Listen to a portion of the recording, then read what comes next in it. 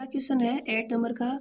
A sum of ₹700 is to be used to give 7 cash prizes of students of a school for their overall academic performance. इसमें दिया हुआ है कि total 700 रुपये हैं जो एक स्कूल के स्टूडेंट्स को पूरे साल भर की जो उनकी परफॉर्मेंस है उसमें प्राइज के रूप में दिए जा रहे हैं, और प्राइज है वो पैसे दिए जा रहे हैं केस। ठीक है, आगे लिखा हुआ है इसमें कि if each prize is 20 rupees less than its prize find the value of each of the prize. अगर 7 बच्चों को वो प्राइज दिया जा रहा है एक स्कूल के सभी बच्चों को, और टोटल रुपीज़ है 700। ठीक है, और इसमें ये लिखा हुआ है कि each prize is 20 rupees less, यानी कि प्रत्येक जो इनाम है जो दिया जाएगा वो 20 रुपये कम है पहले वाले से। जैसे 7 बच्चों को ये इनाम दिया जा रहा है, तो पहले बच्चे को अगर 100 रुपये मिले हैं तो दूसरे बच्चे को उसमें से 20 रुपये कम मिलेंगे, यानी 80 रुपये मिलेंगे। फिर तीसरे बच्चे को उसमें से भी 20 रुपये कम मिलेंगे, यानी 60 रुपये। चौथे बच्चे को उसमें से भी 20 रुपये कम, यानी 40 रुपये। ठीक है, let first prize be of rupees a. मान लो जो पहला प्राइज है, पहला इनाम दिया जाएगा वो कितने रुपए का दिया जाएगा, ए। तो सेकंड प्राइज क्या होगा, इसमें लिखा हुआ है कि पहला प्राइज है उससे 20 रुपये कम होता जाएगा, तो ए -20। फिर थर्ड प्राइज है वो उससे भी 20 कम है, तो ए -20 तो था ही, -20 और हो गया तो ए -40, ऐसे चलता जाएगा। द 7 प्राइज आर, 7 प्राइज देने हैं हमें, तो ए है, ए -20 है, ए -40, ऐसे करते करते कहाँ तक जाएंगे, ए -120 तक। S7 यानी जो 7 प्राइज है उन सब का जो सम है, योग है, वो कितना है 700। A1 है, ए डी है, इसमें डी क्या आएगा 20 आएगा, वो भी माइनस का, क्योंकि सब में 20 रुपये का फर्क है, प्रत्येक प्राइज पहले वाले प्राइज से 20 रुपये कम है। एस एन का सूत्र होता है n/2 2a + n-1 into D. S N की वैल्यू हमारे पास है 700 इक्वल टू एन की वैल्यू है 7/2, 2a + n की वैल्यू है 7 और d की वैल्यू है -20। ये 2 इसके डिवाइडेशन में है, अपोजिट साइड जाते हैं मल्टीप्लाई में, तो 700 इंटू 2/7, ये 7 यहाँ मल्टीप्लाई में था, यहाँ डिवाइडेशन में आ गया। 2a + n की जगह 7, 7 - 1 6 इंटू -20। ठीक है, 7 और ये 7 से cancel, 100 × 2 equal to 200 equal to 2a -6 into -20 equal to -120। -120 opposite side जाते ही +120, ये दोनों का जो सम है वो आ गया 320। ए के मल्टीप्लाई में है 2, अपोजिट साइड में जाते ही 320 के डिवाइडेशन में, तो 320 को अगर 2 से डिवाइड करेंगे तो कितना आएगा 160, यानी 160 रुपये। तो पहला जो प्राइज है वो कितने रुपए का दिया जाएगा, सो द 7 प्राइज आर ₹160। फिर दूसरा प्राइज है, इससे 20 रुपये कम होगा तो 140, तीसरा प्राइज इससे 20 रुपये कम तो 120, फिर 100, 80, 60 और जो लास्ट प्राइज है 7 नंबर का वो होगा 40। अगला क्वेश्चन है find the sum of first 51 terms of an AP whose second and third term are 14 and 18। कि आपको 51 पदों की समांतर श्रेणी का योग याद करना है, यदि उसका सेकंड और थर्ड पद है, टर्म्स हैं, वो कितनी है 14 और 18, यानी 14 और 18।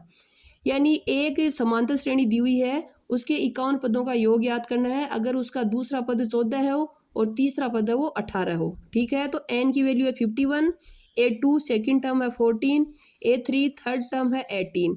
तो d कॉमन डिफरेंस क्या आएगा, तीसरे पद में से दूसरे को घटा दो, तो 18 - 14 इक्वल टू 4।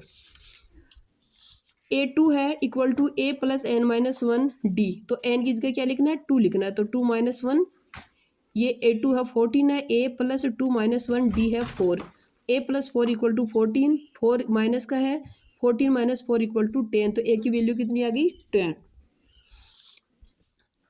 एस एन हमें 51 पदों का योग याद करना था, तो एस एन यानी n पदों का जो सम है उसका सूत्र क्या है, n/2 2a + n-1 into D.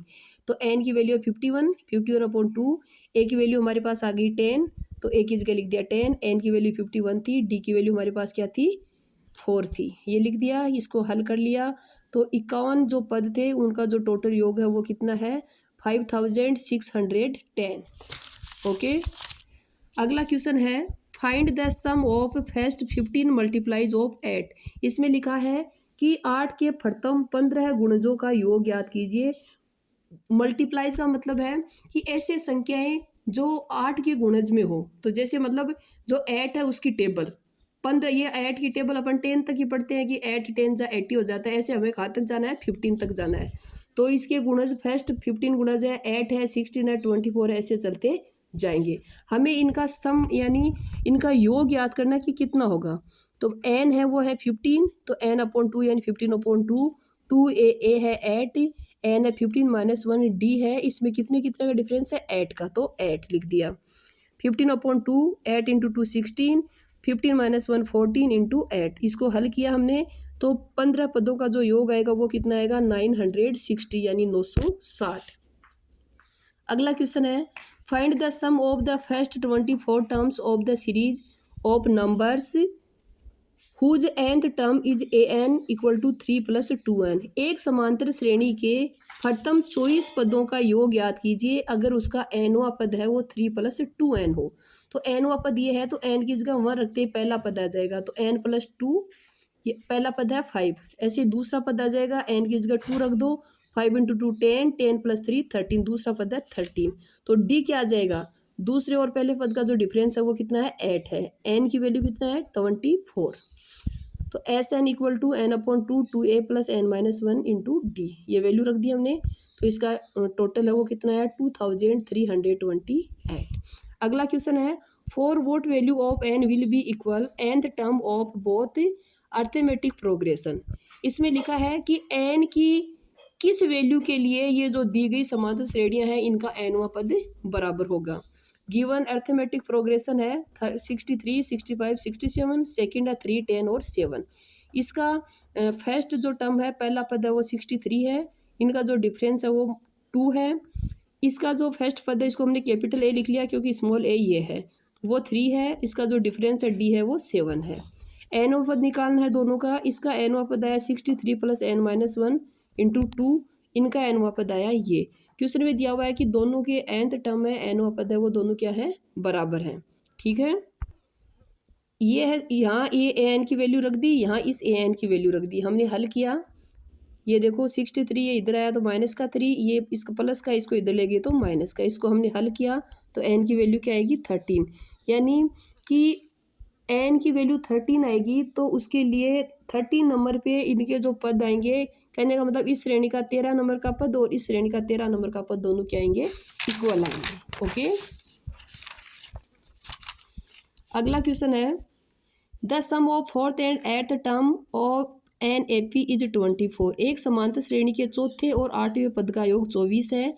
And that of 6th and 10th term is 44 और उसके छठे और 10वें पद का योग 44 है। Find the first 3 terms of this AP. इस समांतर श्रेणी के प्रथम 3 पद ज्ञात करो। चौथा पद है a + 4 - 1d यानी a + 3d। ऐसे 8वां पद होगा a + 7d, क्योंकि n की जगह 8 लिखेंगे तो 8 - 1 7d। अकॉर्डिंग टू क्वेश्चन कह रहा है कि a4 + a8 है वो है 24, की चौथे और 8वें पद का योग 24 है। लिख दिया, a4 a + 3d है, a8 a + 7d। a और a 2a, 3d + 7d 10d = 24। 2 से डिवाइड कर दिया तो ये a + ये 5d और ये 12 है। ये इक्वेशन नंबर फर्स्ट। फिर लिखा है कि छठा और 10वां पद भी है, उनका जो योग है वो कितना है, 44। तो इनकी वैल्यू लिख ली, इनसे a + 7d = 22। ऐसे ये किया वैसे कि वैसे सेम ये करना है। अब ये इक्वेशन नंबर फर्स्ट है, ये इक्वेशन नंबर सेकंड में से हम फर्स्ट को हटा रहे हैं तो a और a कैंसिल हो गए। 7d में से 5d माइनस किया तो 2d, 22 में से माइनस किया 12 है तो ये कितना आ गया 10। 2 का इसमें भाग देंगे तो कितना आएगा 5, तो d की वैल्यू आ गई 5। Putting value of d in equation number first we get, यानी d की वैल्यू इक्वेशन नंबर 1 में हम रखेंगे तो हमें क्या मिलेगा, ये इक्वेशन नंबर 1 रहा a + 5 × d भी है 5 = 12 है। 5 × 5 25, ये इस साइड में गया तो माइनस का, तो a की वैल्यू क्या आई -13। a की वैल्यू -13 आ गई, d का हमें पता ही है 5 है, यानी पहला पद -13 है, सभी पदों में 5-5 का अंतर है तो 3 पद आ जाएंगे। पहला पद a है, दूसरा पद a + 2d, तीसरा पद आता है a + 2d। -13 + 5 -13 + 2 × 5, इनको हल किया क्या आया, पहला पद -13 है, दूसरा पद 8 है और तीसरा पद है -3। इसका ये लास्ट क्वेश्चन है कि there are 23 rose plants in the first row of a flower bed, कि एक फूलों की क्यारी की पहली पंक्ति में 23 गुलाब के पौधे हैं। फिर कहा है अगली जो पंक्ति है उसमें क्या है, 21 rose plants in the second row, दूसरी पंक्ति में 21 गुलाब के पौधे हैं, तीसरी पंक्ति में 19 गुलाब के पौधे हैं। ऐसे करते करते जो लास्ट पंक्ति है उसमें 5 पौधे हैं। इसमें लिखा है how many row are there in this bed, इस क्यारी में कुल कितनी पंक्तियां हैं। देखो ये एक समांतर श्रेणी है, पहली पंक्ति में 23 पौधे थे, दूसरी में 21 है, फिर 19 है, लास्ट है 5। तो ए है 23, डी की वैल्यू कितने कितने का फर्क है, -2 का। ए एन है लास्ट पद है वो 5 है, और एन हमें फाइंड करना है कि कितनी पंक्तियां थी। तो ए एन का सूत्र लगा दो, a plus n minus 1 into d. A n है 5 है, ए है 23, एन -1 इंटू डी है -2। 5 23 प्लस का इस साइड में है तो माइनस का, माइनस के 18, माइनस का 2 इसके मल्टीप्लाई में इस साइड में आया तो डिवाइडेशन में, इधर बचा n-1, माइनस से minus cancel, 18/2 equal to 9, n-1, minus का 1 इस साइड में जाती है प्लस का, तो 9 + 1 10। So there are 10 rose in this bed, कि उस क्यारी में टोटल कितनी पंक्तियां हैं, 10 है।